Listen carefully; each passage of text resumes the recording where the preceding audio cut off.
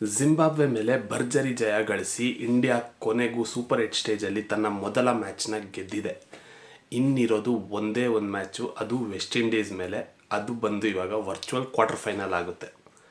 South Africa ಗೆದ್ದಿದ್ದರಿಂದಾಗಿ ಇಂಡಿಯಾಗೆ ಇವಾಗ equation ಏನಂತೀವಿ, ತುಂಬ straight forward.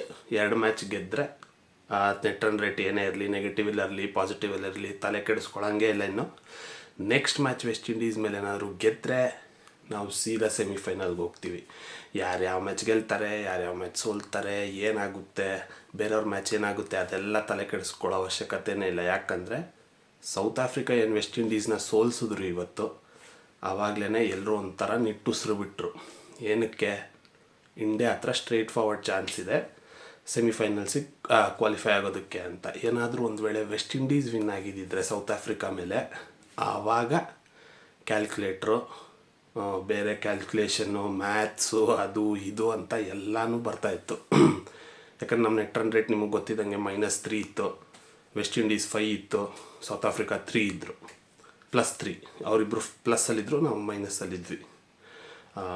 But south Africa ಇವತ್ತು ಗೆದ್ದಂಥ ರೀತಿ ವೆಸ್ಟ್ ಇಂಡೀಸ್ ಮೇಲೆ, ಅವ್ರ ನೆಟ್ ರನ್ ರೇಟ್ ತೀರಾ ಕಮ್ಮಿ ಆಯಿತು. 5ಅಲ್ಲಿದ್ದಂಥ West Indies net run rate 1.7ಗೆ ಬಂತು.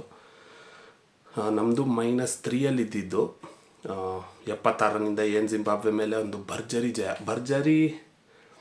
ಜಯನೇ. ಆದರೆ ನನ್ನ ಪ್ರಕಾರ ತುಂಬ ಮಿಸ್ ಚಾನ್ಸಸ್. ನಾನು ಕೇಳಿದ್ರೆ ಇನ್ನೂ 100-120 ರನ್ಗಳ ಜಯ ಸಾಧಿಸ್ಬೋದಾಗಿತ್ತು ಇಂಡಿಯಾ.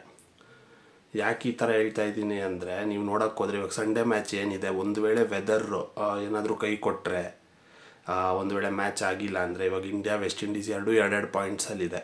ಮಳೆ ಬಂದು ಏನಾದರೂ ಮ್ಯಾಚ್ ಕಾಲ್ ಆಫ್ ಆಗಿ ರಿಸಲ್ಟ್ ಬರಲಿಲ್ಲ ಅಂದರೆ, ನಮ್ಮ ನೆಟ್ ರನ್ ರೇಟ್ ಒಂದು ವೇಳೆ ಅವ್ರಿಗಿನ್ನ ಹೈ ಇದ್ದಿದ್ರೆ, ಮ್ಯಾಚ್ ಆಗದೇನು 3 ಪಾಯಿಂಟ್ ಟೈ ಆಗಿ ನೆಟ್ ರನ್ ರೇಟ್ ಮುಖಾಂತರ ನಾವು ಕ್ವಾಲಿಫೈ ಆಗ್ಬೋದಾಗಿತ್ತು. ಬಟ್ ಇವಾಗ ಏನಾಗಿದೆ ಸಿಚುವೇಶನ್ ಅಂದರೆ, ಗೆಲ್ಲೇಬೇಕು ವೆಸ್ಟ್ ಇಂಡೀಸ್ ಮೇಲೆ.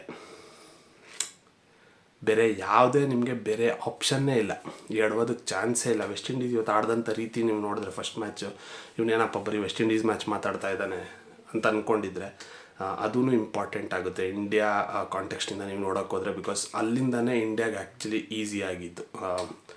84 for 7 ವೆಸ್ಟ್ ಇಂಡೀಸ್ ಆಡಿದಂಥ ರೀತಿ ನೀವು ನೋಡಿದ್ರೆ 176ವರೆಗೂ ತೊಗೊಂಡೋದ್ರು ಅವ್ರ ಸ್ಕೋರ್ನ. ಬಟ್ ಆಮೇಲೆ ಸೌತ್ ಆಫ್ರಿಕಾ ಬಂದು ಒಂದೇ ವಿಕೆಟ್ಗೆ ಡಿಮಿಲ್ ಅಂತ ತೊಡೆದು ಬಿಸಾಕಿದ್ರು, ಅದು ಬೇರೆ ವಿಷಯ. ಬಟ್ ಆಮೇಲೆ ಇಂಡಿಯಾ ಮ್ಯಾಚ್ ಯಾವಾಗ ಸ್ಟಾರ್ಟ್ ಆಯಿತು, ಮತ್ತೆ ಸೂರ್ಯಕುಮಾರ್ ಯಾದವ್ ಟಾಸ್ ಗೆಲ್ಲಿಲ್ಲ, ಸಿಕಂದರ್ ರಜಾ ಟಾಸ್ ಗೆದ್ದು ಇಂಡಿಯಾನ ಬ್ಯಾಟಿಂಗ್ ಕಳಿಸಿದ್ದು ನೀವು ನೋಡೇ ಇರ್ಬೋದು. ಟಾಸಲ್ಲಿ ಸೂರ್ಯಕುಮಾರ್ ಯಾದವ್ ಅವರು ಹೇಳಿದ್ರು, ಪರವಾಗಿಲ್ಲ ನಾವು ಗೆದ್ದಿದ್ರು ಬ್ಯಾಟಿಂಗ್ ಆರಿಸ್ಕೋತಾ ಇದ್ವಿ, ಅದೇನಂತ ಡಿಫೆನ್ಸ್ ಮಾಡೋದಿಲ್ಲ ನಮಗೆ. ಅಲ್ಲಿಂದ ಸ್ಟಾರ್ಟ್ ಆಯಿತು. ಇವತ್ತಾಗಿದ್ದಂಥ ಏನು ಹೇಳ್ತೀವಿ, ಎಲ್ಲರೂ ಬೇಕಾಗಿದ್ದಂಥ ಕೇಳ್ತಿದ್ದಂಥ ಚೇಂಜ್ ಅಂದರೆ 2 ಚೇಂಜ್ ಮಾಡಿದರು ಟೀಮಲ್ಲಿ.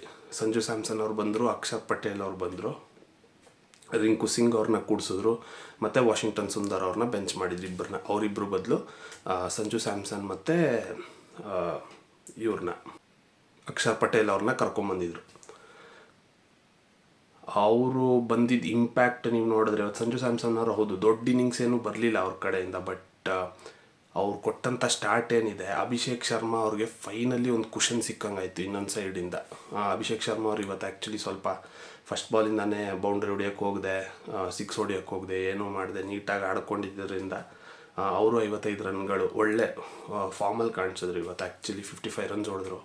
ಸಂಜು ಸ್ಯಾಮ್ಸನ್ ಅವರು 24 ರನ್ಸ್ ಹೊಡೆದ್ರು. ಸೂರ್ಯಕುಮಾರ್ ಯಾದವ್ ಅವರು ಒಳ್ಳೆ ಫಾರ್ಮಲ್ಲಿ ಕಾಣಿಸ್ಕೊಂಡ್ರು, 33 ರನ್ಸು.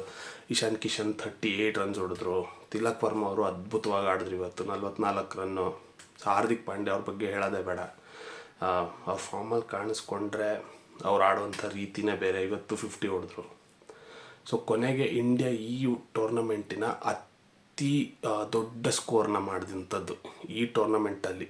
ವೆಸ್ಟ್ ಇಂಡೀಸ್ ಏನು ಫಸ್ಟ್ ಮ್ಯಾಚ್ ಜಿಂಬಾಬ್ವೆ ಮೇಲೆ 254 ಹೊಡೆದಿದ್ರು, ಅದನ್ನು ಇಂಡಿಯಾದವ್ರು ಇವತ್ತು ಬೀಟ್ ಮಾಡಿದ್ರು. 256 ಹೊಡೆದ್ರು ಇವತ್ತು ಇಂಡಿಯಾದವ್ರು. 257 ಟಾರ್ಗೆಟ್ ಕೊಟ್ಟರು ವೆಸ್ಟ್ ಇಂಡೀಸ್ಗೆ. ವೆಸ್ಟ್ ಇಂಡೀಸ್ ಆ್ಯಕ್ಚುಲಿ ನೀವು ನೋಡೋಕೆ ಹೋದರೆ ಲೈಟಾಗಿ ತೊಗೊಳೋದು ಒಳ್ಳೇದಲ್ಲ ಅಂತ ನಾನು ಹೇಳಿದ್ದೆ. ಬಟ್ ಬ್ಯಾಟಿಂಗ್ ಅವ್ರದ್ದು ಚೆನ್ನಾಗಿದೆ ಜಿಂಬಾಬ್ವೆ ಅವ್ರದ್ದು. ಬಟ್ ಬೌಲಿಂಗ್ ನೀವು ನೋಡೋಕೆ ಹೋದರೆ ಅವರು 2 ಮ್ಯಾಚು ಬೌಲಿಂಗಿಂದನೇ ಸೋತಿರುವಂಥದ್ದು. ಫಸ್ಟ್ ಮ್ಯಾಚ್ ವೆಸ್ಟ್ ಇಂಡೀಸ್ ಮೇಲೂ 250+ ಹೊಡೆಸ್ಕೊಂಡ್ರು, ಇವತ್ತು ಇಂಡಿಯಾ ಮೇಲೂ 250+ ಹೊಡೆಸ್ಕೊಂಡ್ರು. ಸೊ ಹಾಗಾಗಿ, ಬಟ್ ನೀವು ಅವ್ರ ಬ್ಯಾಟಿಂಗ್ ನೋಡಿದ್ರೆ, ಬ್ರಯನ್ ಬೆನೆಟ್ ಅವ್ರು ಆಡಿದಂಥದ್ದು ಒಂದು ಅತ್ಯುತ್ತಮವಾದ ಇನ್ನಿಂಗ್ಸ್. 97 not out. ಓಪನಿಂಗ್ ಬಂದವರು ಕ್ಯಾರಿಂಗ್ ದ ಬ್ಯಾಟ್ ಅಂತ ಏನಂತೀವಿ 20 ಓವರ್ಸ್ ಆಗೋವರೆಗೂ ಸಖತ್ತಾಗಿ ಆಡಿದ್ರು. 100 ಮಿಸ್ ಮಾಡಿಕೊಂಡ್ರು ಅಂತ ಅನ್ನಿಸ್ತು ನನಗೆ. 100 ಹೊಡಿಬೇಕಾಗಿತ್ತು. ಇರಲಿ, ನಮ್ಮ ಆಪೋಸಿಷನ್ ಆದ್ರೇನು ಒಳ್ಳೆ ಇನ್ನಿಂಗ್ಸ್, ನೀವು ಆ್ಯಕ್ಚುಲಿ ಹೊಗಳಲೇಬೇಕು. 100 ಹೊಡಿಬೇಕಾಗಿತ್ತು, ಬಟ್ ಅವ್ರಿಗೆ ಓವರ್ಸ್ ಮುಗಿದೋಯ್ತು, ಸ್ಟ್ರೈಕ್ ಸಿಗಲಿಲ್ಲ ಲಾಸ್ಟ್ 1-2-3 ಓವರಲ್ಲಿ. ಬಟ್ ಇಂಡಿಯಾದ ಬೌಲಿಂಗ್ ಬಗ್ಗೆ ಮಾತಾಡೋದಾದರೆ ಇನ್ನೂ ನನ್ನ ಪ್ರಕಾರ ಇನ್ನೂ ಕನ್ವಿನ್ಸಿಂಗ್ ಆಗಿ ಕಾಣಿಸಿಲ್ಲ ಇಂಡಿಯಾದ ಬೌಲಿಂಗು. ಹೌದು, ಹರ್ಷದೀಪ್ ಅವ್ರು ಇವತ್ತು ಸ್ಟಾರ್, 3 ವಿಕೆಟ್ಸ್ 24 ರನ್ಸ್. ಅದಲ್ಲದೆ ವರುಣ್ ಚಕ್ರವರ್ತಿ ಅವರು 1 ವಿಕೆಟ್ ತೆಗೆದ್ರು, ಅಕ್ಷರ್ ಪಟೇಲ್ ಅವರು 1.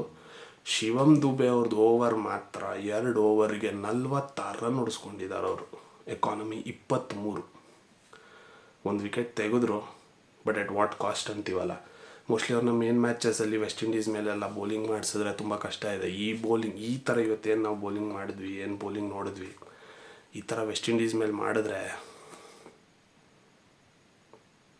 ಸರಿಯಾಗಿ ಕೊಟ್ಟು ಕಳಿಸ್ತಾರೆ.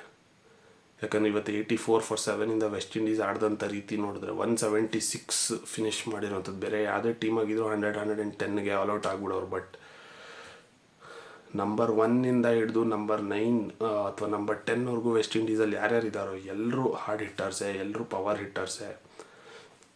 ಸೊ ಇಂಡಿಯಾಗಿರೋದು ಇನ್ನೊಂದೇ ಅಗ್ನಿ ಪರೀಕ್ಷೆ.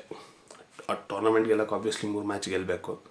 ಬಟ್ ಸೆಮಿಫೈನಲ್ಸ್ಗೆ ಎಂಟರ್ ಆಗೋದಕ್ಕೆ ವೆಸ್ಟ್ ಇಂಡೀಸ್ನ ಸೋಲಿಸಲೇಬೇಕು, ಬೇರೆ ಯಾವುದೇ ದಾರಿ ಇಲ್ಲ.